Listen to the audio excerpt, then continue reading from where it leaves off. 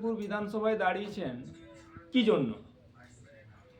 মানুষের অধিকারগুলো নিয়ে কথা বলার জন্য, মানুষের অধিকার বোধকে আরও জাগ্রত করার জন্য এবং কেন্দ্র ও রাজ্য সরকার দুইয়ে মিলে যে দেশকে এবং রাজ্যকে যেভাবে লুটেপুটে খাচ্ছে, এই তাদের এই দুর্নীতি, তাদের এই দুজনের সেটিং এর হাত থেকে মানুষকে বাঁচানোর জন্য মানুষ নিজেরা সচেতন হয়েছে, কিন্তু তারা একটা বিকল্প পথ চাইছে।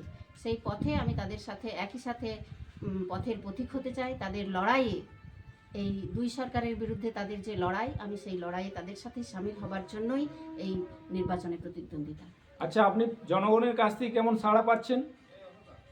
জনগণের কাছ থেকে বিপুল সাড়া পাওয়া যাচ্ছে, কারণ জনগণ ইতিমধ্যেই অনেক জাগ্রত জনগণ, অনেক সচেতন জনগণ। তারা এই দুই সরকারের ভেতরের যে সেটিং, সেটা তারা খুব ভালোভাবে বুঝতে পেরেছেন। তারা জেনে গেছেন যে এক সরকার চুরি করবে, আরেক সরকার তাদেরকে সেই চুরির হাত থেকে বাঁচাবে। এই দুই সরকারের যে নিপীড়ন, নিষ্পেষণ, তার হাত থেকে বাঁচার জন্যই তারা একটা বিকল্প পথ খুঁজতে চাইছেন, এবং আমার মতে বামপন্থাই সেই একমাত্র পথ। আপনি জনগণকে কি প্রতিশ্রুতি দিতে চাইছেন? দুর্নীতিমুক্ত দেশ হবে, দুর্নীতিমুক্ত রাজ্য হবে, যেখানে যুব সমাজ কাজ পাবে, শিশুরা শিক্ষিত হবে, শিক্ষার অধিকার পাবে তারা, সরকারি শিক্ষা ব্যবস্থাকে আরও উন্নত করা হবে, যেখানে অনেক পয়সা খরচ করে মানুষকে শিক্ষা কিনতে হবে না, শিক্ষা অন্তত পণ্য হবে না, আর নিত্য প্রয়োজনীয় জিনিসপত্রের দাম কমানোর ব্যবস্থা করতে হবে। যে ট্রেন ভাড়া, বাস ভাড়া এত বেড়ে যাচ্ছে, এইগুলোকে, যে সংস্থাগুলো একসময় রাষ্ট্রায়ত্ত ছিল সেগুলো আস্তে আস্তে রাষ্ট্রায়ত্ত সংস্থা থেকে সেগুলো প্রাইভেট সংস্থায় পরিণত হয়ে যাচ্ছে, আমাদের কর্পোরেট সংস্থার হাতে সেইগুলোকে দিয়ে দেওয়া হচ্ছে। এইগুলোর বিরুদ্ধে কথা বলার জন্যই এই নির্বাচনে প্রতিদ্বন্দ্বিতা করা। আচ্ছা, আপনি কাশীপুর বিধানসভার মানুষদের জন্য আপনি যদি জয়ী হন তাহলে কি করবেন আপনি?